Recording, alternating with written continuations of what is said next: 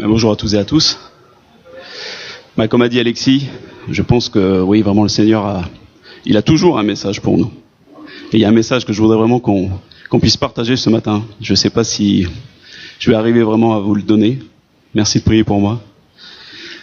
Mais c'est vrai, c'est toujours une joie de se retrouver là, mais il y a aussi, en tout cas pour moi, toujours un peu de crainte, même beaucoup de crainte. Parce que déjà, c'est pas rien de se trouver devant des gens comme ça, même si c'est des frères et sœurs, mais c'est pas rien. Et puis, c'est pas rien non plus d'annoncer la parole de Dieu, parce que la parole de Dieu, elle nous délivre, mais aussi, il faut la vivre. Et si soi-même, on la vit pas, c'est pas évident de dire aux autres qu'il faut la vivre, à eux aussi. C'est pas évident. Mais, en tout cas, je suis reconnaissant à Alexis de ce qu'il a dit tout à l'heure, parce que il a parlé de l'eau vive, les fleuves, les rivières. Et ça me facilite un peu mon introduction, parce que la dernière fois que j'avais prêché, on avait parlé du passage dans Jean, l'évangile de Jean au chapitre 7, quand Jésus s'écrie devant toute la foule qui est rassemblée, il s'écrie: mais venez à moi tous, ceux qui ont soif, venez à moi et buvez. Et ceux qui vont boire à ma source, il y a une source d'eau vive qui va couler d'eux, qui va être là pour l'éternité. Et Jean, juste après ce passage-là, il précise que Jésus, il parle de l'Esprit Saint.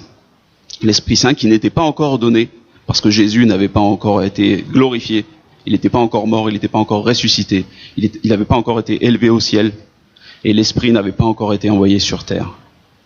Mais Jésus s'est écrié ça, il a annoncé la venue de l'Esprit Saint, et il a voulu attirer vraiment l'attention de la foule, toute cette foule qui était rassemblée là pour cette grande fête, des milliers et des milliers de personnes qui venaient bien sûr pour faire la fête, mais pour adorer Dieu, mais aussi pour faire du commerce, pour s'occuper de leurs affaires, qui venaient aussi en attendant, en espérant que il y aurait de la pluie, il y aurait de bonnes récoltes l'année prochaine. Et dans toutes ces préoccupations de cette foule, la volonté d'être avec le Seigneur, mais aussi la volonté finalement de vivre eux-mêmes, la peur de l'avenir. Jésus a attiré vraiment l'attention sur lui et sur les dons qu'il allait répandre sur tous ceux qui croient en lui. Et le passage que je voudrais qu'on partage ce matin, c'est dans l'Épître aux Romains, au chapitre 8.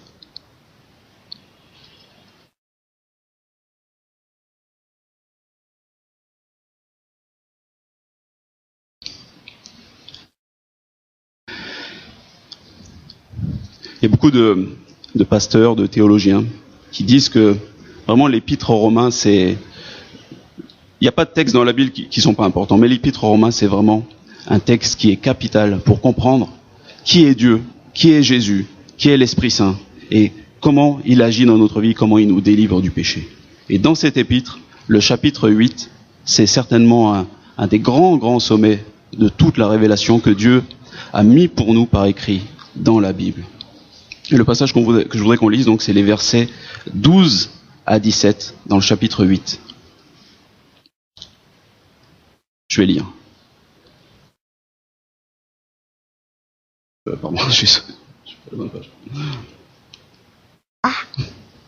Excusez-moi, petit problème technique. Voilà. Épître aux Romains, chapitre 8, à partir du verset 12. Ainsi donc, frères, nous ne sommes point redevables à la chair pour vivre selon la chair. Si vous vivez selon la chair, vous mourrez. Mais si par l'Esprit, vous faites mourir les actions du corps, vous vivrez. Car tous ceux qui sont conduits par l'Esprit de Dieu sont fils de Dieu. Et vous n'avez point reçu un esprit de servitude pour être encore dans la crainte. Mais vous avez reçu un esprit d'adoption, par lequel nous crions « Abba, Père ». L'Esprit lui-même rend témoignage à notre esprit que nous sommes enfants de Dieu. Or, si nous sommes enfants, nous sommes aussi héritiers, héritiers de Dieu et co-héritiers de Christ, si toutefois nous souffrons avec lui, afin d'être glorifiés avec lui. Ce que je voudrais qu'on partage ce matin, qu'on puisse vraiment faire entrer dans notre cœur, au plus profond de notre être, c'est le privilège que nous avons que Dieu a placé son esprit en nous. Que nous puissions saisir toute la puissance, tout l'amour, toute la sagesse, tout l'encouragement que Dieu a mis en nous donnant son Esprit Saint. Et je voudrais qu'on voit simplement dans ce passage, il y a énormément de choses à voir. Énormément. Et si Dieu veut, je pense qu'on pourrait parler de ce passage pendant plusieurs prédications. Mais aujourd'hui, je voudrais simplement qu'on voit une partie de l'œuvre de l'Esprit. L'Esprit qui nous libère, l'Esprit qui nous rassure, et l'Esprit qui nous amène dans l'adoration. Dans l'adoration malgré toutes nos détresses, malgré tout ce qu'on peut avoir dans la vie qui nous accable. Il y a un fait divers qui m'a un peu interpellé là cette semaine, c'est quelque chose de tout bête, mais vous savez, il y a eu une foire il y a pas très longtemps, et c'était Tahiti qui était invité à cette foire. Et évidemment, un des grands produits de Tahiti, c'est les perles noires. Je pense, mesdames, je sais pas s'il y en a d'entre vous qui ont des perles noires. Mais en tout cas, voilà, c'est vraiment quelque chose c'est une grosse partie du commerce de Tahiti qui est fait avec ces perles noires. Et quand ils sont venus ici pour la foire, apparemment, ce qui s'est passé, c'est que les perles étaient détaxées. Et donc, en fait, ils ont pu les vendre, les Tahitiens qui sont venus ont pu les vendre à un très bas prix. Et ils en ont vendu énormément. Et du coup, tous les bijoutiers ici, ils sont pas contents parce que ça leur fait une concurrence qui était vraiment déloyale. Et je pense que c'est en train de faire toute une histoire, je sais pas ce qui va se passer, mais quand en plus il y a les fêtes de fin d'année qui approchent, peut-être que beaucoup ont fait leur provision de cadeaux en bijoux avec les perles noires, et puis que certainement que les commerçants ici, les bijoutiers vont avoir des problèmes pour les fêtes de Noël. Voilà. Mais ce fait divers, en fait, ça m'a fait penser évidemment à ces problèmes qu'on a tous, et en particulier en ce moment, on parle beaucoup de crise. Et en Calédonie, il y a beaucoup de commerces, il y a beaucoup d'artisans, d'industries qui se plaignent vraiment que leur chiffre d'affaires est en chute libre depuis plusieurs années, et particulièrement cette année, ça a l'air vraiment de s'accentuer. Et cette crainte là, vous savez, c'est vrai, on peut dire un peu, c'est comme une injustice qui s'est passée là, en tout cas pour ceux qui le ressentent comme ça. Et toutes ces préoccupations humaines. Cette histoire de perles, ça me fait penser à ce que Jésus nous dit dans l'évangile de Matthieu, quand il dit que le royaume de Dieu, c'est comme une perle de grand prix. Et que celui qui est un marchand de perles, quand il voit cette perle magnifique, finalement, il vend tout ce qu'il a pour pouvoir s'acheter cette perle-là, cette perle si précieuse. Et le rapport avec ce qu'on partage aujourd'hui, ça me fait penser vous savez, à ce que c'est qu'une perle. Une perle, donc, je ne sais pas si vous êtes au courant, ça vient d'une irritation dans un coquillage. Il y a un petit grain de sable ou quelque chose qui se plante dans la chair. Et en fait, si le coquillage n'arrive pas à expulser cet intrus là de sa chair, en fait, il va commencer à sécréter de la nacre autour, petit à petit, couche après couche, pour éviter que ce corps étranger puisse provoquer une infection et puisse finalement provoquer la mort du coquillage. Et donc la perle, c'est quand même quelque chose de rare. Dans la nature, en tout cas, c'est quelque chose de très rare. On peut en trouver des toutes petites, mais des belles perles, des perles qui ont une forme régulière, qui sont vraiment précieuses, c'est très très rare. Et depuis un siècle, les Japonais ont pu maîtriser la technique, vous savez, pour greffer donc dans des huîtres perlières directement, et pour vraiment ils introduisent un petit corps étranger, un greffon, et à partir de là, le coquillage va sécréter les perles, et en fait ils peuvent régulièrement reprendre les coquillages, les ouvrir, regarder si la perle est de bonne forme, elle est de bonne taille, et puis ils peuvent vraiment même faire des perles de différentes formes. Ils ont vraiment développé quelque chose d'extraordinaire. Mais je suis pas là pour vous parler de perles, en fait, je suis là pour vous parler de ceux qui avant pêchaient les perles. Parce que avant que les Japonais donc développent cette technique et qu'elle se répande partout dans le monde et même à Tahiti, les perles, il fallait que des hommes plongent dans la mer, parfois à des grandes profondeurs. Ils plongeaient en apnée. À l'époque, il y avait rien il y a une centaine d'années de ça, il y avait vraiment rien pour eux, pour leur permettre d'avoir de la sécurité, etc. Et donc, ils risquaient leur vie vraiment chaque jour pour ramasser des coquillages. Et sur des centaines et des centaines, il y en avait peut-être que un ou deux qui allaient avoir une perle. Dans il y a un livre que j'ai lu ça s'appelle Les Secrets de la mer Rouge. Je ne sais pas si vous en avez entendu parler. C'est un aventurier français qui s'appelle Henri de Montfred, qui s'était installé à Djibouti à l'époque, donc dans la corne de l'Afrique, en face de l'Arabie. C'est à côté de la Somalie, à côté de l'Éthiopie. Cet homme-là, il a voulu se lancer dans le commerce, la pêche et le commerce des perles. Et dans ce livre, donc il a écrit, ça fait à peu près 90 ans de ça, dans les années 30, il nous raconte la vie de ces pêcheurs de perles, qui étaient vraiment des hommes qui étaient exploités, c'était pour la grande majorité d'entre eux, c'était juste des villageois qui vivaient au bord de la mer, le long des côtes. Et il y avait des marchands qui étaient des hommes riches, puissants. La plupart d'entre eux, c'était des Arabes ou des Yéménites qui venaient donc d'en face, qui traversaient la mer avec leurs grands bateaux. Et ils recrutaient dans les villages. Ils recrutaient des dizaines de plongeurs. C'était des hommes qui n'avaient rien d'autre à faire part faire la pêche, et ça les nourrissait à peine. Alors, quand le bateau venait pour les recruter, ils s'engageaient tous. Ils allaient tous partir pendant des fois 2 mois, 3 mois, ne plus voir leur famille, et vraiment vivre tous ensemble, rassemblés sur ce bateau, et toute la journée, du matin au soir, ils allaient plonger. Ils partaient à 2 par 2 dans des pirogues, et puis ils plongeaient toute la journée. Le soir, ils rentraient, ils ramenaient tous leurs coquillages. Et en fait, si je vous parle de ça, c'est parce que je voudrais qu'on voit vraiment de quoi le Seigneur nous a libérés en prenant cette image de ces pêcheurs. Parce que quand les marchands venaient, ils étaient riches, ils amenaient des provisions avec eux. Ils donnaient des provisions pour les familles, donc des plongeurs, et ils leur donnaient de quoi vivre pendant 2 ou 3 mois. Et ils ne payaient pas les plongeurs. Évidemment, ils ne les payaient pas d'avance. Ils donnaient ces provisions-là pour la famille, ils embauchaient les plongeurs partaient. Sur le bateau, évidemment, ils étaient nourris, mais ils ne gagnaient rien. Rien. Et ce qu'il y avait de plus terrible, peut-être, c'était que toute la journée, finalement, ils ramassaient des coquillages et ils ne savaient pas ce qu'il y avait à l'intérieur. Peut-être qu'il y avait une perle, peut-être pas. Mais tous les soirs, ils étaient forcés, tous, donc de ramener tout ce qu'ils avaient pêché pendant la journée, et ils se rassemblaient tous, et il y avait quelques hommes qui étaient désignés et qui ouvraient un par un ces centaines et ces centaines de coquillages, et voilà, qui inspectaient s'il y avait une perle à l'intérieur. S'il y avait une perle, elle était gardée par le marchand. S'il n'y avait pas de perle, évidemment, le coquillage était jeté à la mer. Ils avaient donc aucun moyen de s'enrichir eux-mêmes. Parce que, évidemment, leurs maîtres, ces marchands-là, qui tenaient leur vie vraiment dans leurs mains, qui tenaient la vie de leur famille dans leurs mains, leur interdisaient de garder des coquillages pour eux. Et même si, peut-être quand ils étaient tout seuls dans leur pirogue, loin du gros bateau, ils se permettaient d'ouvrir des coquillages, ils avaient très très peu de chances de tomber sur une perle. Donc vraiment, déjà leur chance eux-mêmes de pouvoir profiter directement du fruit de leur travail, il était quasiment nul.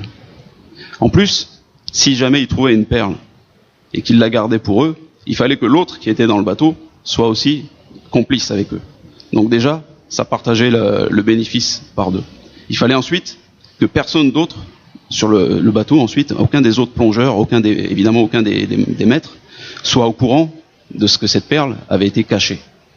Donc déjà, pour trouver une perle, c'est quasiment impossible. Pour la garder, c'est difficile. Mais ensuite, même s'ils avaient gardé une belle perle, pour eux, qu'ils pouvaient la ramener chez eux ensuite, il fallait la vendre. Il fallait trouver un négociant en perles, un marchand de perles, qui la leur rachète. Et ça, c'était encore un autre danger pour eux. Parce que pour en trouver un, c'était pas évident. Il fallait peut-être s'absenter, il fallait peut-être partir de son village, faire des jours de marche. Donc tout le monde au village allait se demander, mais pourquoi est-ce qu'il est parti? Donc il fallait vraiment trouver un prétexte pour y arriver. Et une fois qu'on avait trouvé un marchand, le marchand tient encore la vie de cet homme dans sa main. Parce que s'il le dénonce, cet homme-là perdra tout. Il ne pourra jamais plus être embauché pour plonger, parce qu'il a trahi c'est un peu ce code d'honneur entre les plongeurs de perles. Et même, finalement, le marchand a tout dans sa main. Donc en fait, il pourrait même, s'il voulait, garder la perle pour lui, gratuitement, en l'échange de la vie de cet homme. Et même si le marchand est généreux, finalement, la perle, il peut l'acheter à n'importe quel prix. Donc cet homme, s'il a bravé, s'il a déjà eu la chance de trouver une perle, s'il a eu la chance de ne pas se faire prendre avec sa perle, s'il a eu la chance de trouver un marchand qui lui achète sa perle, il faut encore, maintenant, qu'il puisse revenir avec l'argent qu'il a eu. Parce que quand il va revenir dans son village, avec de l'argent, les autres vont s'apercevoir qu'il a acquis quelque chose, qu'il a plus de richesse. Donc la jalousie, et puis tout ce qui se passe entre les hommes va jouer. Et finalement, même s'il a pu avoir une petite somme pour la perle qu'il a trouvée, il risque de tout perdre à cause de la jalousie. Ces hommes-là, ils sont vraiment maintenus toujours en esclavage. Et même les marchands, quand ils viennent et ils leur promettent un salaire, finalement, une fois que la campagne de pêche est finie, ils trouvent toujours un prétexte pour leur dire oui, mais voilà, on n'a pas pêché assez de perles, il y a eu trop de mauvais temps, etc. Il y a des frais sur le bateau. Bref, ils trouvent toujours un prétexte pour ne pas leur payer la somme qu'ils leur avaient promis au départ. Ce qui fait que le système, c'est que il faut toujours leur donner assez pour qu'ils puissent vivre et pour qu'ils puissent, la prochaine fois que le bateau va repasser, vouloir à nouveau s'engager. Ils les maintiennent toujours juste la tête hors de l'eau, mais toujours, ils vivent dans la servitude, dans la crainte. Ces hommes-là ne peuvent pas s'en sortir. Et même s'ils y arrivaient, même si peut-être l'un d'eux arrivait à vendre une perle à un bon prix et à avoir de l'argent, même s'il arrivait finalement à mettre de son côté sa famille, les gens de son village pour qu'ils restent ensemble, pour que personne ne le dénonce, que personne ne le pille, finalement, les marchands sont puissants. Les marchands peuvent venir avec des mercenaires, peuvent briser cette révolte, peuvent leur faire toutes sortes de mal. Ces hommes-là, ils n'ont aucune chance de s'en sortir, ils n'ont aucune chance de prospérer dans la vie. Toujours à cause de leur naissance, parce qu'ils sont nés pauvres, parce qu'ils sont nés là, de simples pécheurs, ils seront de simples pécheurs. S'ils se révoltent, ils seront réduits en esclavage, vendus comme esclaves directement, ils seront tués, ou ils seront interdits de plonger à nouveau, et ils seront réduits à la misère. Ce que je veux qu'on partage ce matin, c'est que Dieu, par son Fils Jésus, nous a délivrés d'une telle servitude. Nous tous, peut-être qu'on s'en rend pas compte, mais on vit jour après jour. On travaille jour après jour, on se fait du souci pour l'avenir. On essaye de savoir ce qui va se passer le lendemain. On essaye de prévoir pour nos familles, pour tous les gens autour de nous, pour nous-mêmes. Mais on n'a aucune certitude. Et le monde est fait de manière à ce que on puisse avancer un petit peu, toujours gagner suffisamment de quoi vivre pour le lendemain, mais jamais on a la libération totale, on a la certitude complète qu'on est délivré. Dieu ne veut pas ça pour nous. Dieu ne veut pas que nous vivions dans la peur, Dieu ne veut pas que nous vivions dans l'incertitude. Dieu ne veut pas que vraiment nous soyons dans cette servitude, dans cet esclavage, toute notre existence. Il veut nous délivrer. C'est pour ça qu'il a donné Jésus pour nous. Et vraiment ce que je voudrais qu'on puisse comprendre ce matin, c'est que ces hommes-là, dont on a parlé, ces plongeurs de perles, ils ont en eux cet esprit de servitude. Le mieux qu'ils peuvent espérer, parce que la plupart d'entre eux c'est des musulmans, c'est d'être de bons musulmans. C'est de faire leurs 5 prières tous les jours, de donner les aumônes, de faire tout ce que l'islam prescrit, de faire les pèlerinages à la Mecque. Et peut-être, à leur mort, ils iront au paradis. Il y a un moment, Henri Monfred, justement, qui raconte ça, ce fatalisme qui est en eux, parce qu'un jour, il embauche quelques plongeurs comme ça pour plonger dans une épave, parce que son bateau a coulé, et il veut récupérer la marchandise, et donc il embauche dans le village qui est pas loin des plongeurs. Et à un moment, ils sont tellement nombreux que c'est la panique au fond, et il y en a 2 qui restent coincés dans l'épave. Ils les sortent, il y en a un qui est mort. Il s'est noyé, mais l'autre, il est encore vivant. Et Monfred fait tout ce qu'il peut pour le ranimer. Il lui fait du bouche à bouche, et il essaie de sortir l'eau qui est dans ses poumons, et il s'épuise pendant plusieurs minutes à le faire. Et tous les autres qui sont de son village sont autour de lui, mais personne ne fait rien, personne n'a aucune émotion. Et même, quand il arrive à ranimer cet homme, quand il arrive à lui redonner la vie, ils lui disent après, mais c'est cruel ce que tu as fait. Parce que pour lui, finalement, la meilleure chose qui pouvait lui arriver, c'était de mourir. C'était d'être délivré de cette existence-là. Dieu, vraiment, veut nous délivrer de tout ça. Veut nous délivrer de toutes ces incertitudes, de tout ce fatalisme, de tous ces chagrins, de tout ce désespoir. Il ne nous a pas donné un esprit de servitude pour être encore dans la crainte, mais il nous a donné un autre esprit dont on va parler maintenant. Le Saint-Esprit, en tout cas, il est là pour nous libérer. Il nous a été donné toujours, pour remplacer l'esprit que nous avions auparavant. Vous savez, quand je parle de pauvreté, je parle pas seulement je parle pas de pauvreté matérielle. Surtout ici, en Calédonie, en plus, je pense que la plupart d'entre nous, on n'a pas à se plaindre. On en a 1000 fois plus que tous ces hommes. Vous savez, c'est leurs conditions là, ces hommes-là d'il y a 100 ans, il y en a encore des centaines et des centaines de millions dans le monde qui vivent dans cet esclavage-là, qui vivent sans espoir de progresser dans leur vie. Je sais pas de ça que je parle. Je parle vraiment de cette crainte, de cet esprit de servitude qui peut y avoir en nous. Même si nous sommes aisés, même si si nous gagnons bien notre vie, même si tout a l'air d'aller en nous, est-ce qu'il y a de la crainte en nous?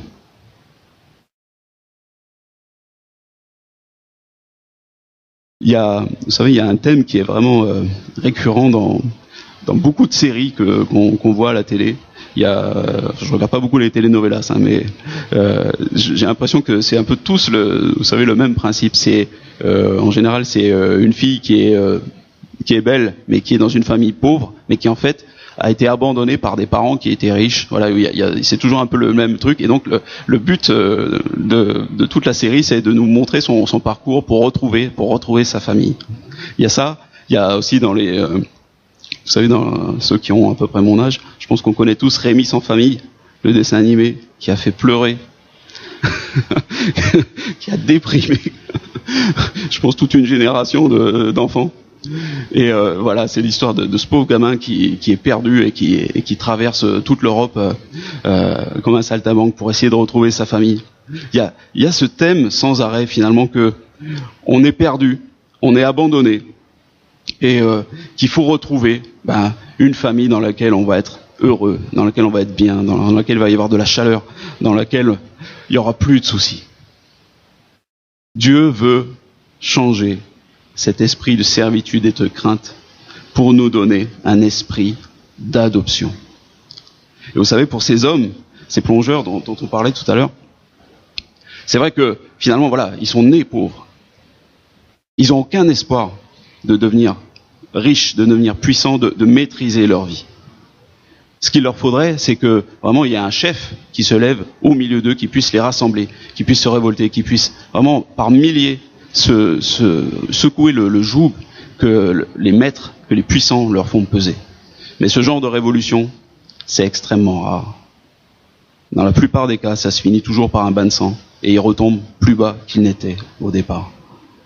Alors peut-être que on peut se dire que quand on rêve comme ça, quand on est pauvre, oui, que ce serait une bonne chose d'être adopté par quelqu'un de riche, de rentrer dans les faveurs de quelqu'un qui est puissant pour pouvoir avoir une vie meilleure. Et vous savez, mais c'est terrible, c'est ce que ces gens-là essayaient de faire pour leurs enfants. Quand ils avaient un fils qui était beau, un fils qui avait un beau visage, un beau corps, qui était intelligent, qui était pas bête, quoi.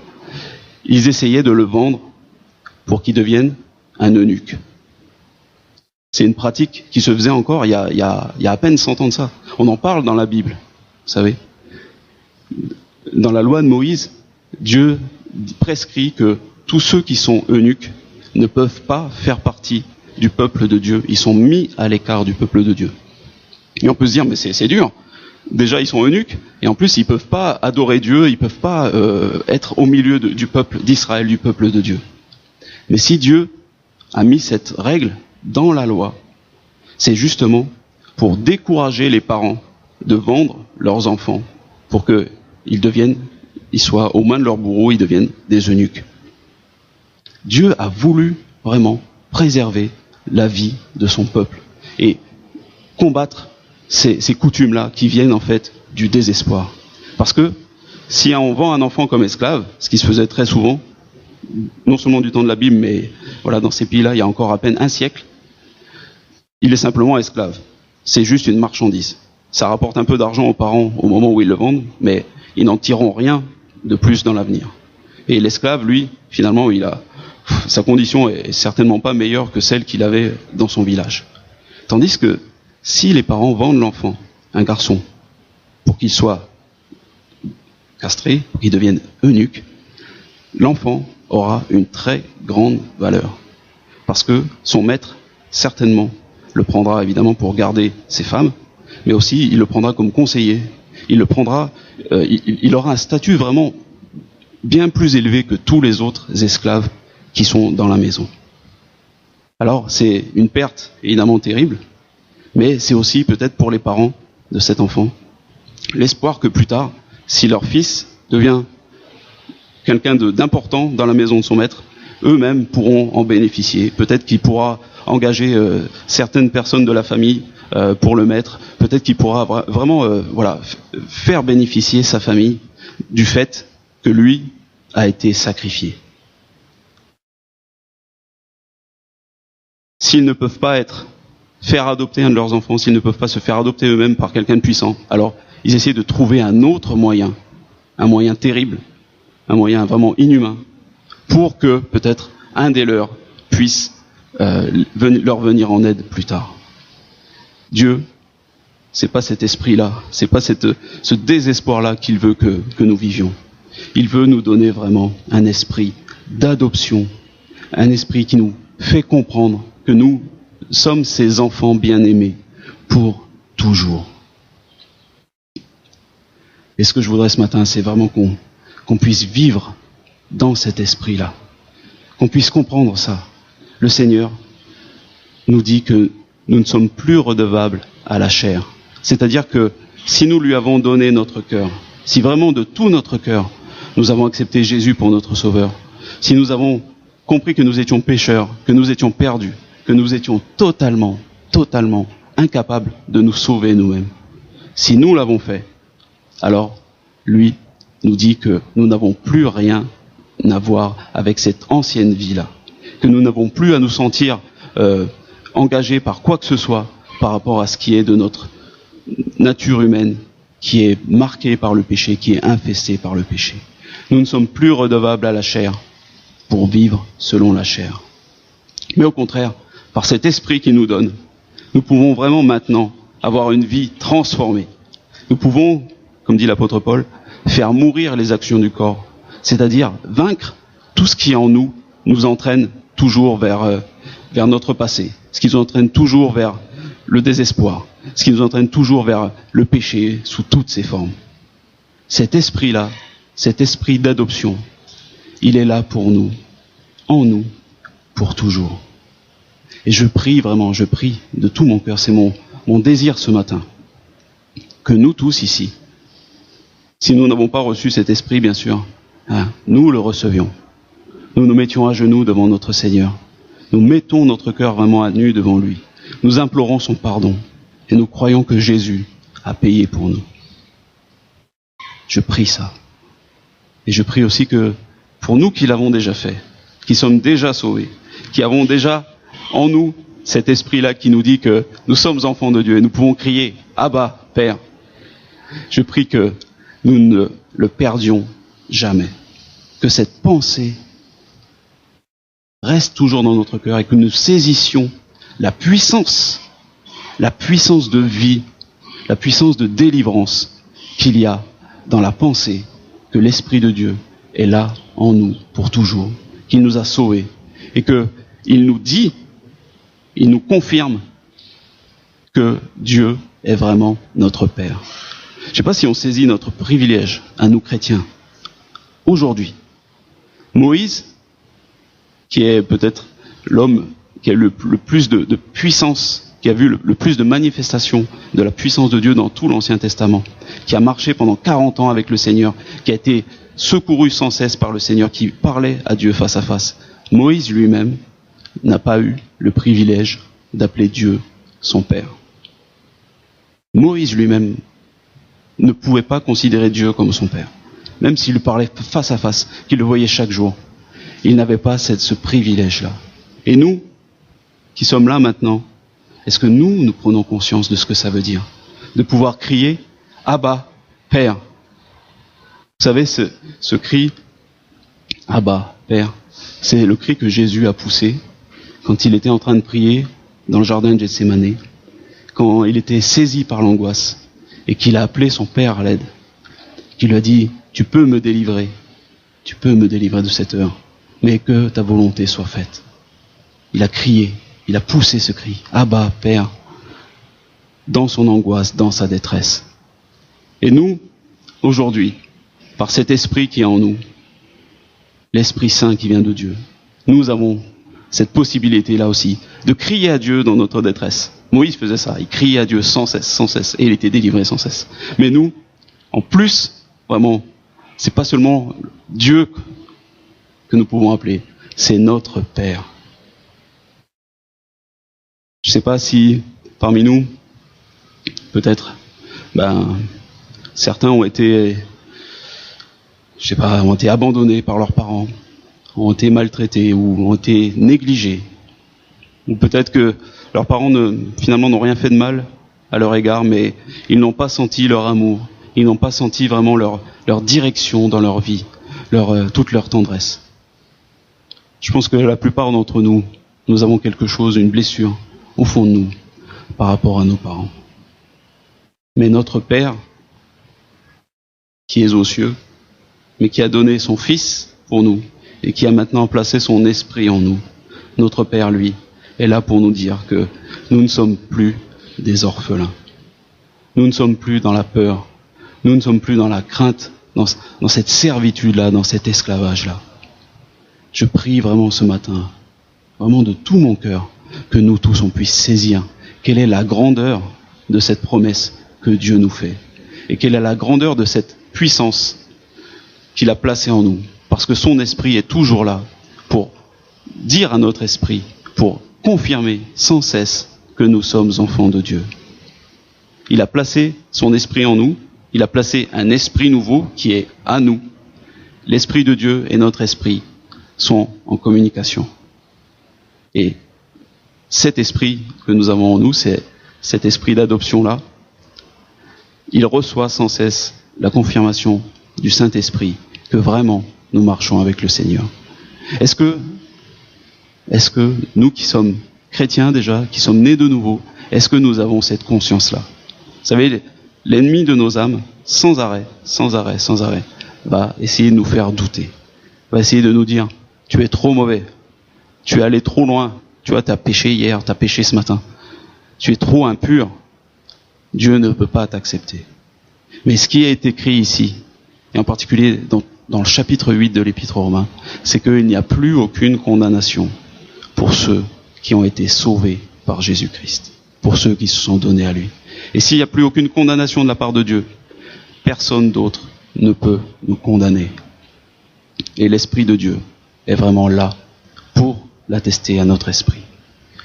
C'est une puissance qui agit dans nos vies. C'est aussi quelqu'un qui nous parle, nous console, nous ramène sans cesse au Seigneur, nous dit sans cesse que ce qui a été pardonné une fois pour toutes. Dieu n'y reviendra plus, la justice de Dieu ne nous accusera plus. L'Esprit nous libère, l'Esprit nous rassure, nous permet de crier à Dieu, et l'Esprit, c'est mon dernier point, nous amène vraiment dans l'adoration. Vous savez, au moment où Jésus était avec ses disciples, dans la chambre haute, il a dit, voilà, je suis le chemin, la vérité et la vie. Et juste après ça, il y a Philippe, un des disciples, qui lui dit, Seigneur, voilà, montre-nous le Père, et puis nous, ça nous suffira. C'est dans l'évangile de Jean au chapitre 14. Et là, Jésus lui répond, mais Philippe, ça fait des années que je suis avec toi et tu n'as pas compris encore que celui qui m'a vu, moi, Jésus, a vu le Père.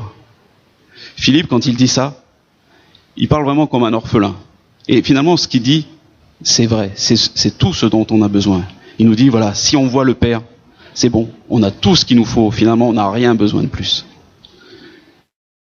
Cet esprit d'adoption que Jésus a mis en nous, c'est celui qui doit nous rassurer, qui doit nous dire, oui, tu as vu le Père, mais tu as vu le Père parce que tu as vu Jésus. Et puisque tu as vu Christ, puisque toutes les craintes sont parties, puisque la servitude maintenant s'est envolée, tu peux adorer librement. Quand tu cries Abba, Père, c'est pas seulement pour te délivrer, pour être délivré de la détresse, mais c'est aussi pour pouvoir l'adorer, pour être dans la joie avec lui. Et c'est vraiment ce qu'on veut partager. Vous savez, toute cette année, le thème, c'est la joie de notre salut, la joie de notre marche avec le Seigneur, la joie de toutes les délivrances que Dieu nous apporte. Beaucoup d'entre nous, enfin en tout cas en Calédonie, je vois vraiment que beaucoup de personnes sont aux prises avec ces problèmes de délivrance. Il y a beaucoup d'addictions ici. Il y a beaucoup évidemment d'alcool, de cava, de cannabis, de toutes ces choses mauvaises. Il y a beaucoup de jeux. C'est effrayant de voir, vous savez, tous les vendredis, avant midi, que tout le monde se précipite dans les magasins pour acheter à boire avant que l'alcool soit interdit. C'est effrayant de voir que, voilà, dès que le week-end approche, tout le monde veut faire une grande partie des gens en tout cas, veulent faire la fête.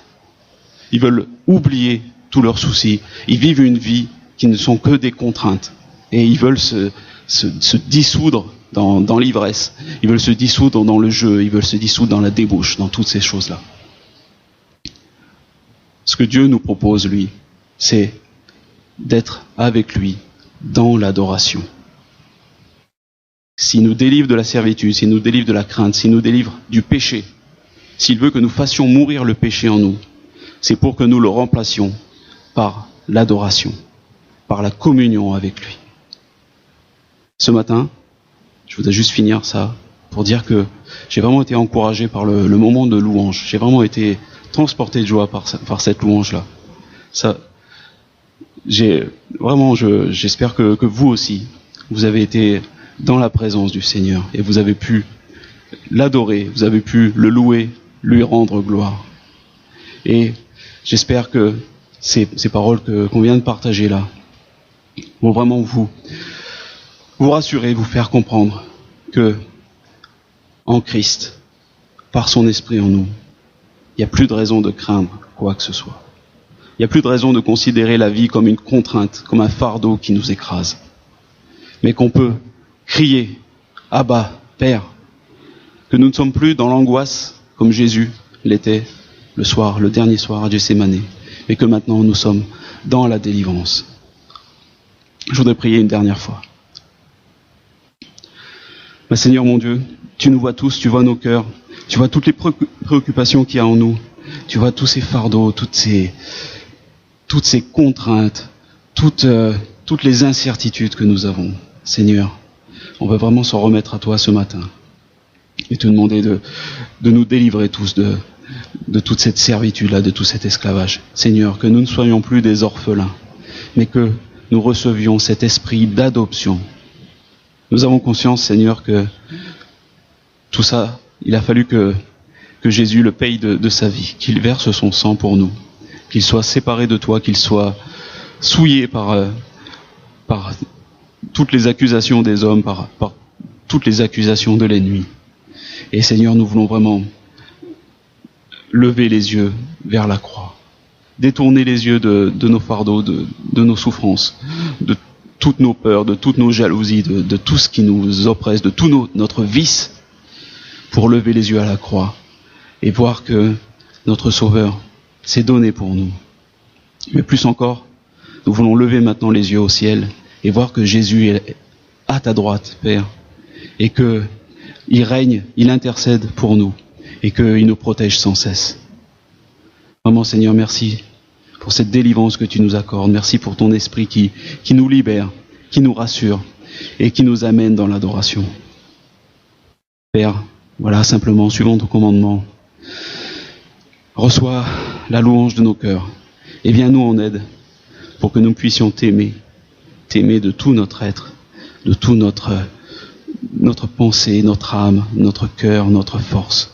Que tout, vraiment tout en nous soit consacré à toi et que nous puissions toujours écouter la voix de ton esprit qui est là pour nous rassurer à chaque instant. Père, ouais, nous ne voulons pas t'appeler Père en vain, mais nous voulons comprendre vraiment toute la beauté et toute la force qu'il y a dans cette adoption que tu nous as donnée en Jésus notre Sauveur. Amen. Merci.